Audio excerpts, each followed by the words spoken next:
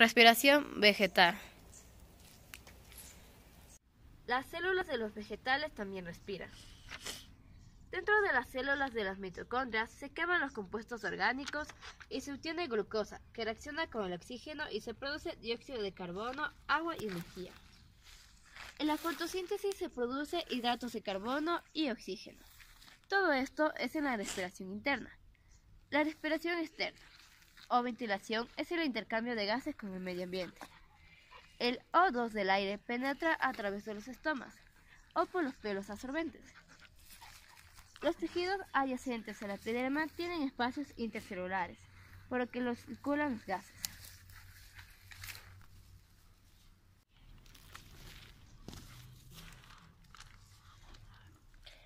La epidermis de la hoja. Esta se llama serosa, que es para evitar el agua.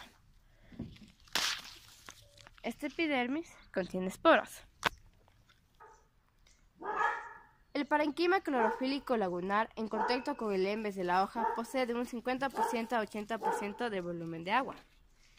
El parenquima clorofílico, empalizado en el haz de las hojas, tiene un 10% y un 40% de su volumen ocupado por el aire. Las plantas todo el día y hasta la noche consumen oxígeno liberando dióxido de carbono.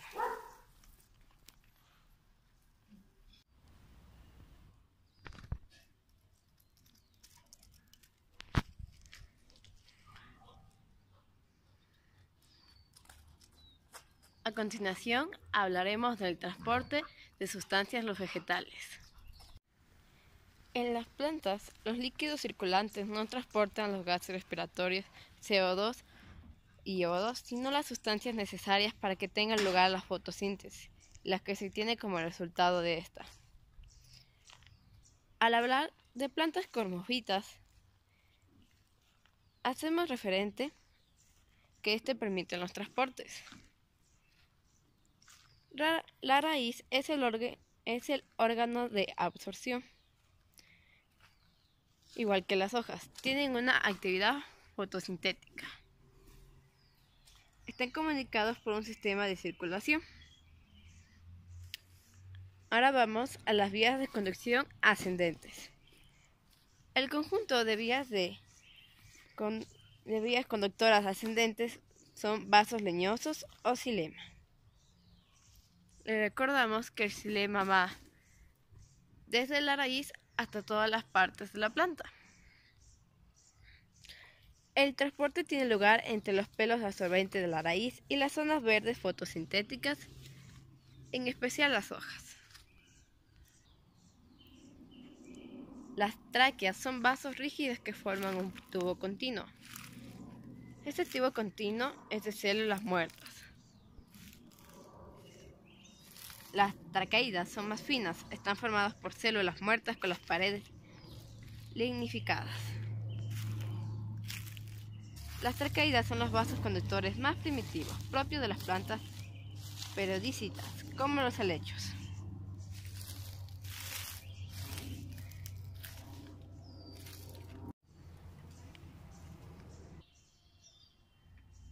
En un árbol se produce xilema periódicamente. Ahora hablamos de los mecanismos de transporte por el xilema.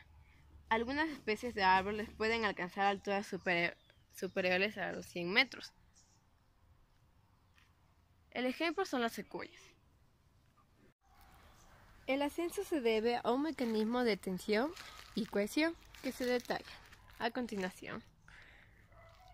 Los pelos absorbentes captan agua por osmosis y minerales que penetran en los tubos conductores del xilema por transporte activo. La entrada continua de agua por la raíz hacia los vasos conductores provoca una presión hidrostática que empuja el líquido en sentido ascendente. Las moléculas de agua se comportan como dipolos y establecen fuerzas de cohesión muy fuertes entre ellas, formando una columna líquido. A través de las estomas tiene lugar la pérdida de vapor de agua mediante la transpiración. Esta crea una fuerza continua de aspiración.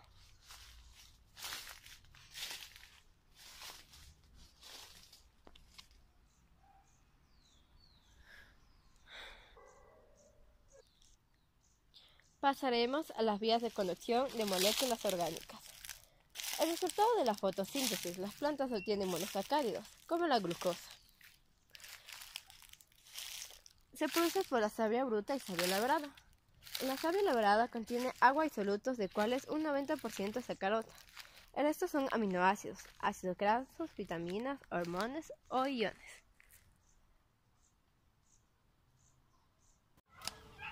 Hormonas vegetales.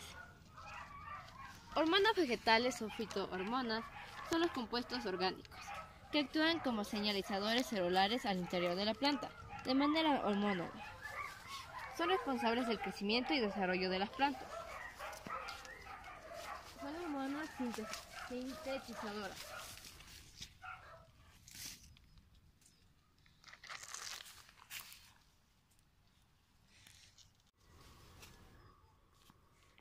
Son hormonas sintetizadoras. Los principales estímulos que afectan el desarrollo de los vegetales son el grado de la humedad, la temperatura, la gravedad, las horas del sol y el contacto con los objetos. Las hormonas vegetales se dividen en 4. El primero es el abscisico o etileno, que disminuye el crecimiento de las plantas cuando estas maduran. Tenemos las auxinas y gibberelinas, que es el crecimiento con la elongación. También hablamos de las citoquinas, que se relacionan por la división y diferenciación celular.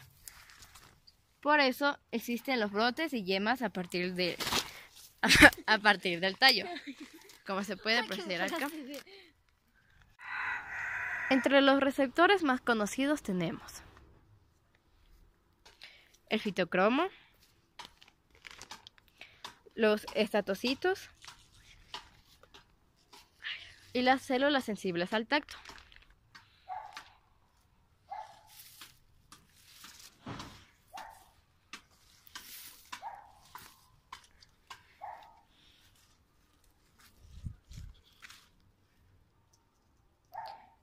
El fitocromo es el pigmento sensible a la luz roja o infrarroja. Permite a las plantas detectar la duración del día y la noche. Induce la síntesis de hormonas que dan al lugar. Según la época de floración distinguimos las plantas de día largo. Florecen cuando hay más horas de luz y las noches son más cortas. Las plantas de día corto florecen al principio de la primavera o el otoño. Las plantas de día neutro florecen durante todo el año, como los geranios.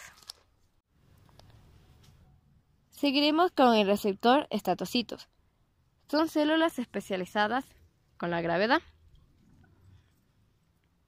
Contienen amiloplastos, organulos llenos de almidón, que detectan la posición del tallo y la raíz, y de esta dan una respuesta hormonal que dirige su crecimiento en el sentido correcto, como esta que crece para arriba, por la gravedad. Ahora hablaremos de los receptores, que son células sensibles al tacto. Las células de las hojas de algunas especies captan estímulos táctiles que desencadenan respuestas rápidas o movimientos rápidos. Por ejemplo, tocaríamos a esta y se cerraría automáticamente.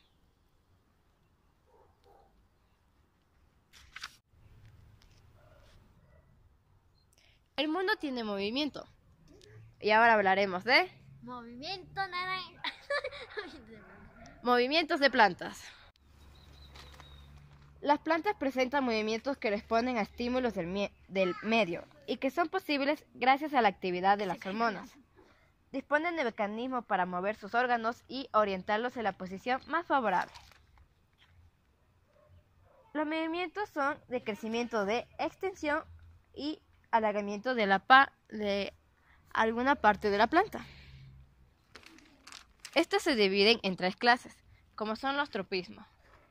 Son movimientos de crecimiento dirigidos por estímulos externos. Esto es el cambio direccional por medio del organismo y ambiente. pueden producirse en dirección al estímulo. Y así se llama tropismo positivo. O al contrario, que al recibir el estímulo lo toma como algo dañino y lo evita.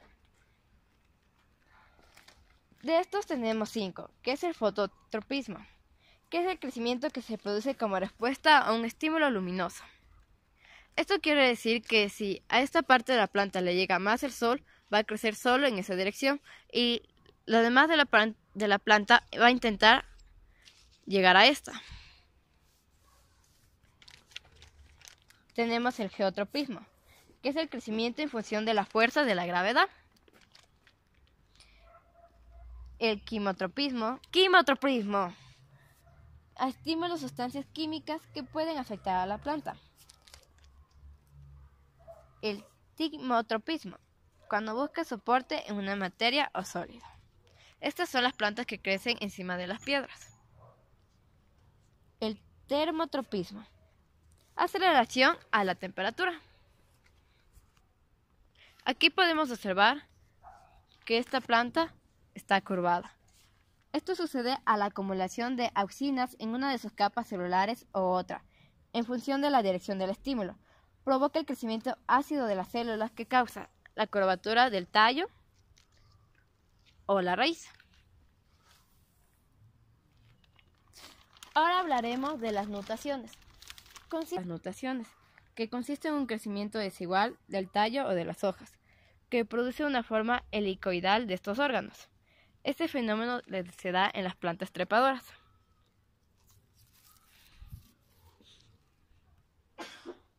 De estos existen los tipos básicos de nutaciones, que son los tallos notubles y los zarcillos. Los tallos volubles crecen en espiral y cuando encuentran un soporte se enrollan en él, como la que podemos observar. Los zarcillos son hojas modificadas que al entrar en contacto con un objeto se enroscan con su alrededor.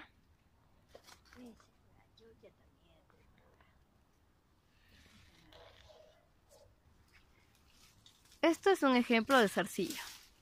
Como podemos ver, se enreda.